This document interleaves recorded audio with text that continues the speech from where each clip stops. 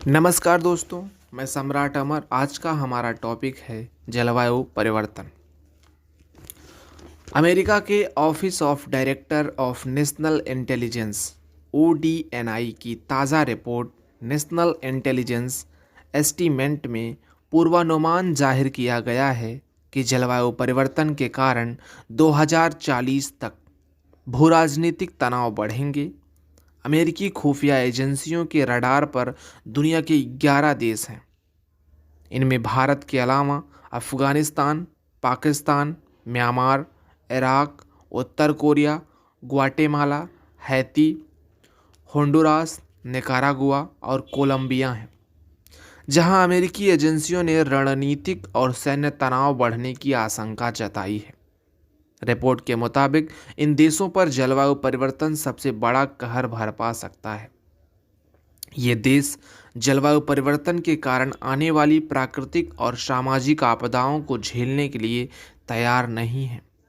जलवायु संकट के कारण 2040 तक भूराजनीतिक तनाव बढ़ेंगे, जिसका अमेरिका की सुरक्षा पर भी असर पड़ेगा। दक्षिण एशिया में युद्ध का खतरा। रिपोर्ट के मुताबिक सूखा, पानी की कमी और प्रभावहीन सरकार के कारण अफगानिस्तान की स्थिति काफ़ी चिंताजनक है। भारत और बाकी दक्षिण एशिया में पानी की कमी के कारण विवाद उभर सकते हैं। यह तनाव इन देशों के बीच गंभीर विवाद में बदल सकता है। दक्षिण एशिया में पाकिस्तान अपने भूजल के लिए भारत से निकलती नदियों पर निर्भर कर रहता है। दोनों परमाणु संपन्न देश 1947 में आज़ाद होने के बाद से कई युद्ध लड़ चुके हैं। भारत के दूसरी तरफ बांग्लादेश की कुल आबादी 16 करोड़ का लगभग है। कुल आबादी 16 करोड़ के लगभग 10% पहले ही ऐसे तटीय इलाकों में रह रहा है जो समुद्र का जलस्तर बढ़ने के सबसे ज़्यादा खतरे में है। विस्थापन का खतरा।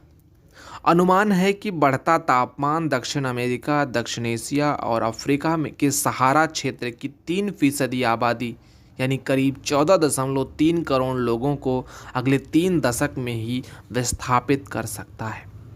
ये लोग दूसरे देशों की ओर पलायन करेंगे। अमेरिकी एजेंसियां 2 और क्षेत्रों को लेकर चिंतित हैं। रिपोर्ट में जलवायु परिवर्तन के कारण मध्य अफ्रीका और प्रशांत महासागर के छोटे छोटे द्वीपों को लेकर विशेष चिंता जताई गई है और कहा गया है कि ये दुनिया के 2 सबसे ज़्यादा खतरनाक खतरे वाले इलाकों में शामिल हैं।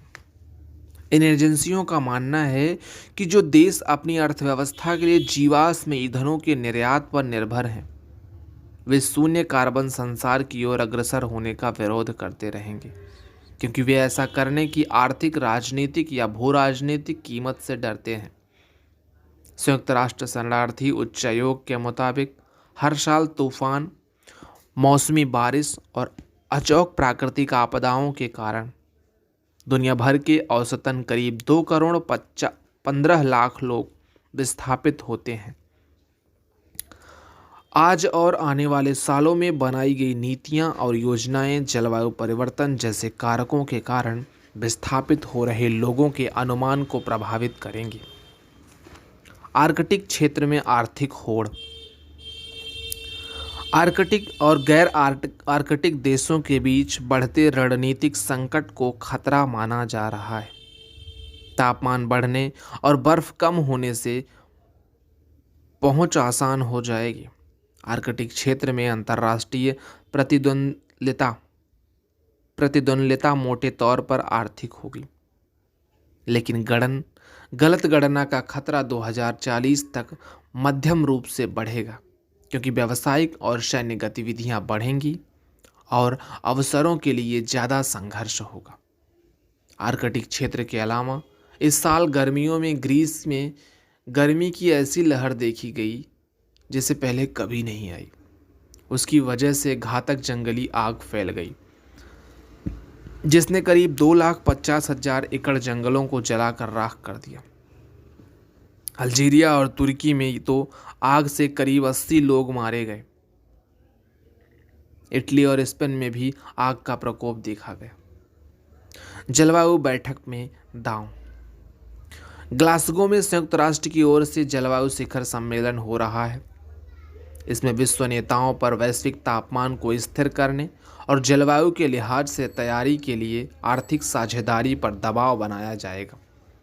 वर्ष 2015 में पेरिस समझौते के तहत वैश्विक तापमान को 2 डिग्री सेल्सियस से नीचे रखने का गैर बाध्यकारी लक्ष्य तय किया गया था, लेकिन समझौते पर हस्ताक्षर के बावजूद पूरी दुनिया में पेरिस समझौते के लक्ष्यों के विपरीत पूरी रफ्तार से जीवाश्म ईंधन फूंके जा रहे हैं और पेड़ों को काटा जा रहा है।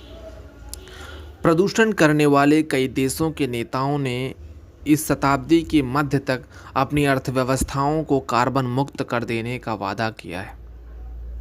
क्या है पेरिस संधि? तमाम बैठकों में महत्वपूर्ण प्रगति नहीं हो पाई थी और निर्णय लेने की गति भी उम्मीद से बहुत कम रही है।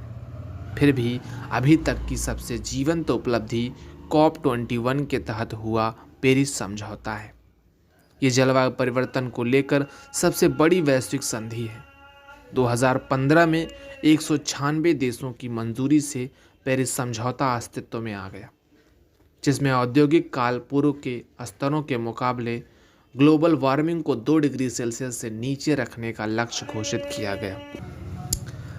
इस कोशिश को प्राथमिकता देने पर सहमति बनी थी कि ये लक्ष्य 1.5 डिग्री सेल्सियस तक आ जाए।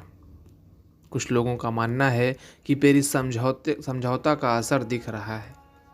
फॉसिल ईंधनों से दूरी बढ़ती जा रही है और नई परियोजनाओं में कोयले का इस्तेमाल नहीं करने पर जोर दिया जा रहा है। धन्यवाद।